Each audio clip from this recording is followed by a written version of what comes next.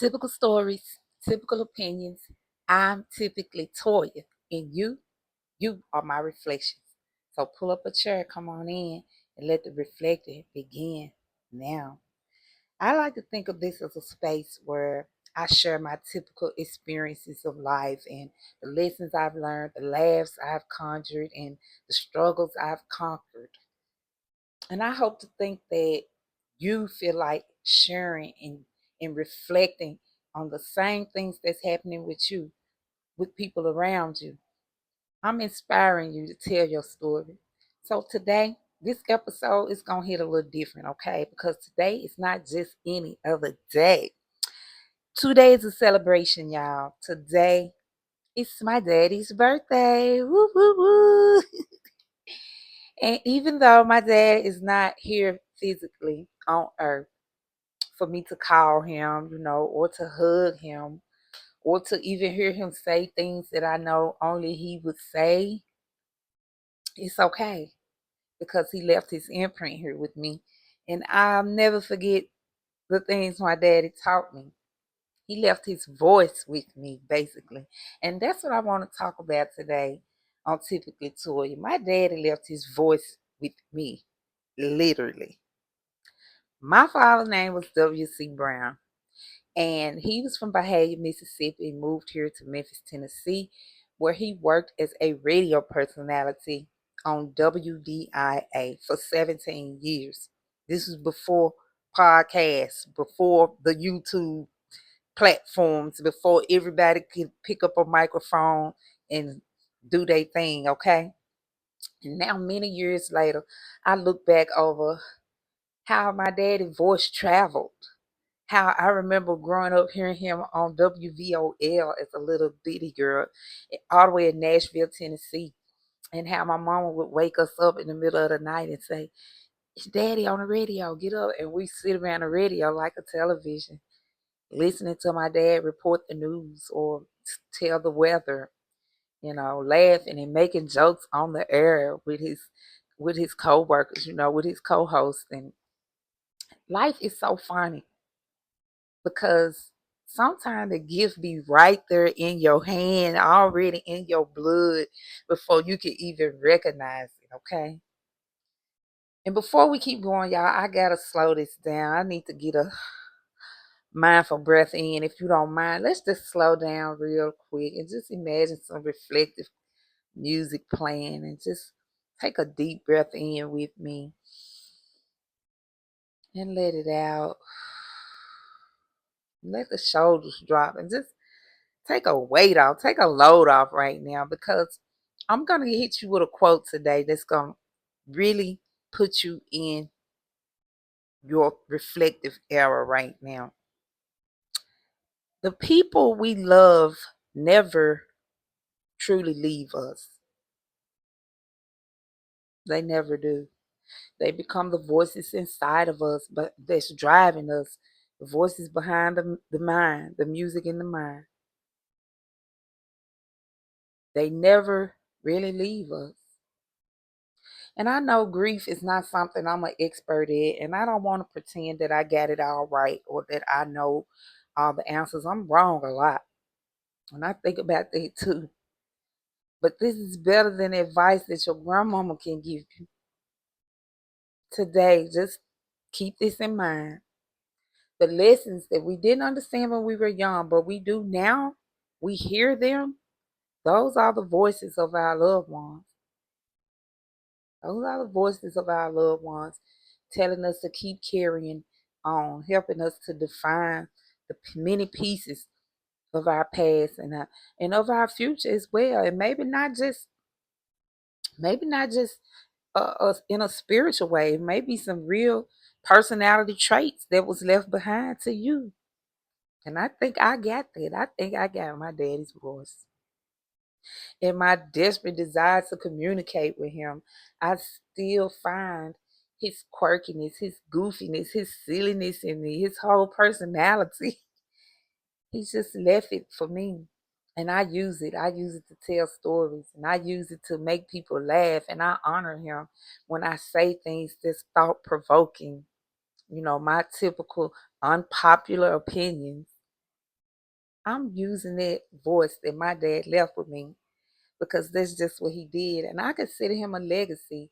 And I think the legacy is deserved, well deserved, because he carried a lot of weight. I mean, his voice carried a lot of weight in the city of Memphis, and maybe even some outer skirts as well, because I know something he said continues to live through a lot of people today. I still get approached. I still put people in remembrance of my dad, and they are shocked, like, oh, that's your dad. Oh my goodness, still to this day.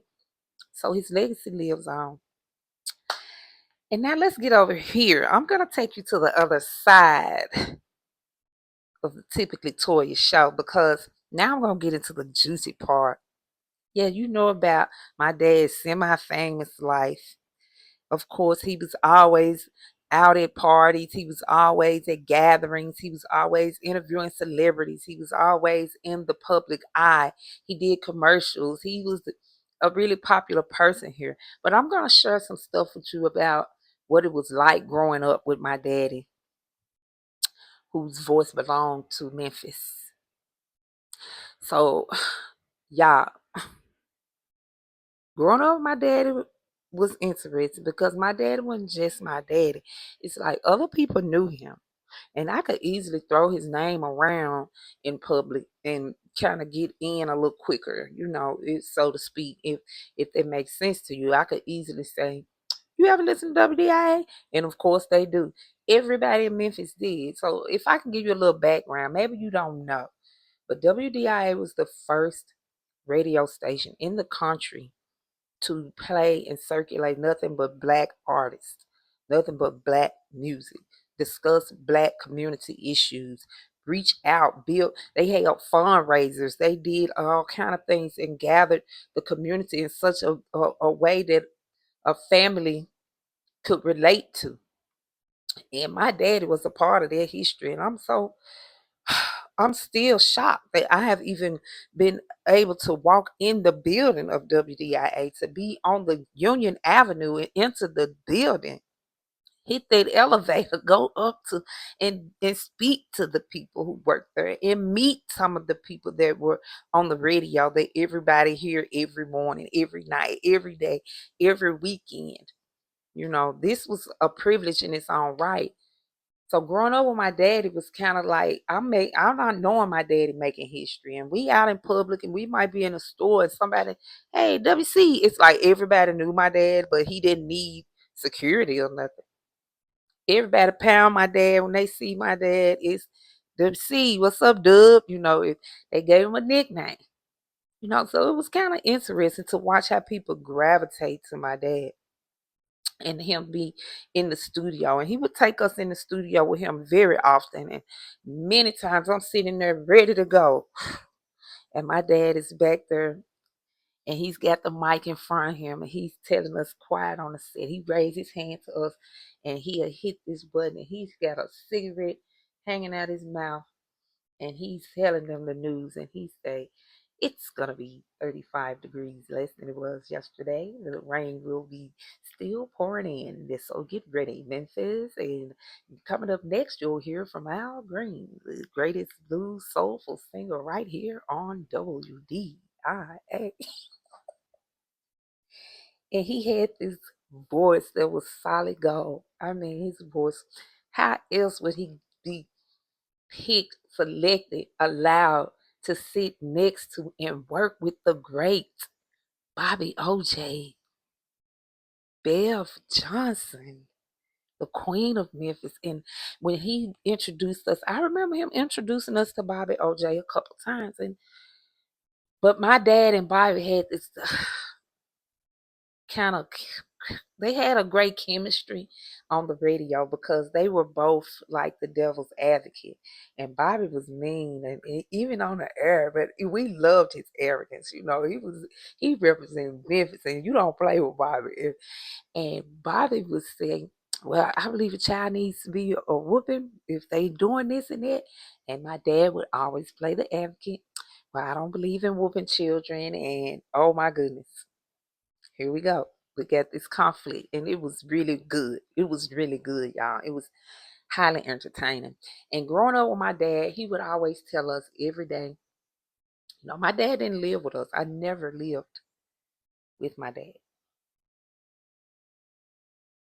I never lived with my dad. And right now, in my old age now, I find myself getting angry with my dad about that. Like, how could you left us? Like, even though he was in the city most of the time, some of my life he lived out of town, but most of my life he lived about 30 minutes on outskirts in Collierville, Tennessee, which we loved visiting my dad. Most of the summer, I was with my dad. I was with my daddy during the summer. My mama worked as a nurse, so my mom was barely there. She worked crazy hours, and my dad would come and get us and take us out to the country where we stayed with him all summer long, and we watched him do everything, from cutting the grass to grocery shop with us. And I'm still amazed at how well he carried himself, and we would go out with my dad, and he would call it Uptown in Collierville. We go uptown and they see my dad. WC, how's it going, man? Look here, man. You need to talk about it, man. Get him introduce us. Everybody had a comment for my dad, and it was crazy, And he would take us in the studio, even when I was a little bitty. I mean, like 4 years old, before I could even go to school. We would go to the studio with my dad, and he would record us, me and my two sisters, and my little brother was probably just born. But he would record us and then get us home and play the tape on a cassette player that he carried around everywhere. And it was crazy to hear yourself on a tape as a little girl. And I kind of fell in love with that. So I started to understand there was power in words. And I think that's where a lot of my personality coming from to do this YouTube journey so much. And maybe, just maybe, she get it from her daddy, not her mama. And so y'all, WDIA, it was more than a radio station. It was a whole community. So after I got out of prison, I went back to WDIA. My father passed while I was in prison. Let me go back. My daddy passed while I was in prison, and the guards came and got me one day out my cell and told me to go to the visitation lobby. It was people there to see me, which was weird because I knew it wasn't a visitation day. And when I got there, it was my mama, my sister, my nieces, my nephew, my children, everybody. And they come to tell me my dad passed away. I fainted in there. A lot of stuff happened in there, okay? But once I got out, I was able to go back to the station and see Bev Johnson them and see the pictures of my dad on the wall in the studio. And it just let me know that my dad really not gone nowhere. And I can still do everything he showed me, everything he required of me. I can still be that daughter because I can find a way to make things relatable for people, inspiring for people, even make things funny for people. And he made me feel like there was a glamorous side to me, like there was something glamorous about being silly and funny and acting crazy sometimes. And I know at times I need to tone it down because I had put my dad's reputation on the line so severely. And today it's my dad's birthday, so I didn't want to focus on being sad because I'm not. I'm not really sad. I mean, I don't feel like I lost. And I don't feel like we lost him at all. I feel like I inherited something amazing and something courageous in me to get on this mic like my dad did and tell my own stories, y'all. And I'm inspiring you to do the same. And I thank y'all for joining me right here. Like I told y'all, this is going to be typical stories, typical thoughts, typical opinions, typical laughs, you know, just some random conversations with y'all. And I thank y'all for letting me talk about my dad and show off the power of a legacy in the way that we can inherit a legacy and keep the dream alive. Who gave you something? I want you to carry that this week and think about who gave you something that you didn't realize was a gift until they was passed on. Somebody did it. It might have been a parent like me, or maybe it was a grandparent. Maybe it was a teacher, maybe it was somebody who just really believed in you before you even believed in yourself. It can happen. So I'm out, y'all. Happy birthday, Dad. Love you. This is tribute to you, to all of your wisdom, all of your wit, all of your charisma, boldness. I inherited from you, and I want to thank you. And I want you to look down with a smile on your face, knowing you are the reason your daughter picks up this mic every time. All right, y'all. Thank y'all for sharing a piece of my heart, my life, and my experience today. And I'll see y'all on the next time, my reflections.